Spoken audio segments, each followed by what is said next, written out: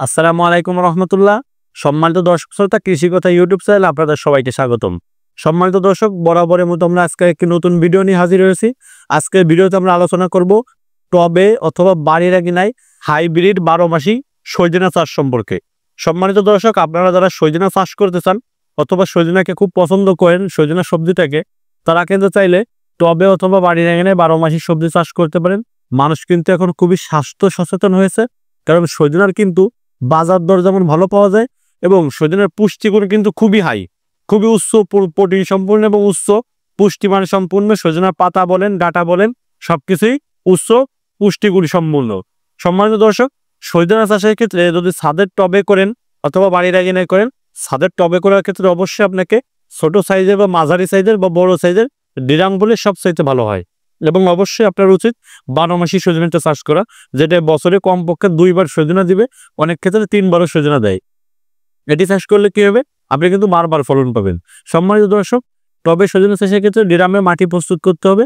মাটি প্রস্তুত করার ক্ষেত্রে আপনাকে 60% মাটি, 20% জৈব সার আর বালি এবং ভার্মি কম্পোস্ট, এইগুলো সবকিছু মিশ্রণে মাটিতে তৈরি করতে হবে। আর বীজগুলোকে কি করতে হবে, বীজগুলোকে আপনি একদিন ভিজিয়ে রাখবেন বা 12 ঘন্টা, 12 থেকে 14 ঘন্টা ভিজিয়ে রাখলে আশা করি যথেষ্ট। আপনি 12 থেকে 14 ঘন্টা সময় বীজগুলোকে ভিজিয়ে রাখবেন। ভিজিয়ে রাখার পরে বীজগুলোকে সরাসরি টবের মাটিতে রোপণ করবেন। আশা করা যায় 7 থেকে 10 দিনের ভিতরে চারা বের হবে এবং চারাটা আশা করি মাঝারি সাইজের চারা যখন হবে 1 থেকে 1.5 মাস হবে। একটি টবে একটি গাছ রাখবেন। একটি টবে একটি গাছের বেশি কোনোভাবেই রাখা যাবে না, তাহলে কিন্তু গাছ তার পর্যাপ্ত বা তার প্রয়োজনীয় পুষ্টি বা শক্তি কোনোটাই পাবে না। আপনি অবশ্যই একটি টবে একটি গাছ রাখবেন।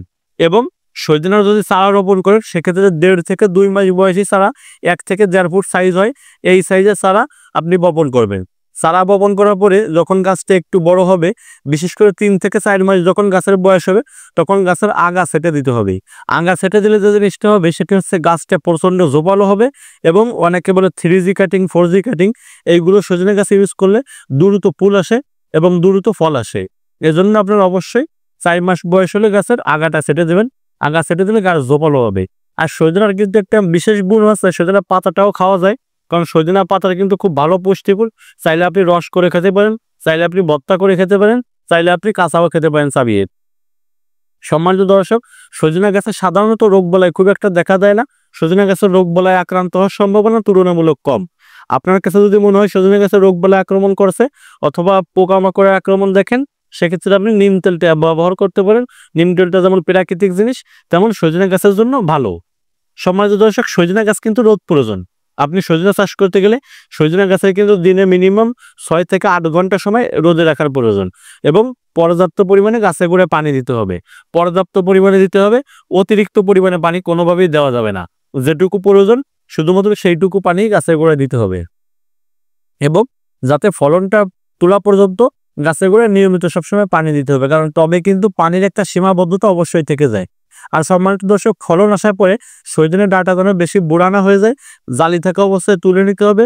এবং সজনা গাছের পাতা যদি খেতে চান, সেক্ষেত্রে নিয়মিত আপনি জালি পাতাগুলো খেতে পারেন। সারা বছর গাছে কম বেশি পাতা থাকে, শুধুমাত্র শীতকালে গাছে কোনো পাতা থাকে না। সম্মানিত দর্শক, আপনি যদি সজনা চাষ করতে চান, কৃষি জমিতে সজনা চাষ করতে চান, 12 মাসি সজনা চাষ সম্পর্কে বিস্তারিত তথ্য জানতে চান, অবশ্যই স্ক্রিনে যে কোনো হোয়াটসঅ্যাপ নম্বরে যোগাযোগ করতে পারেন অথবা ভিজিট করতে পারেন www.sikdaseed.com।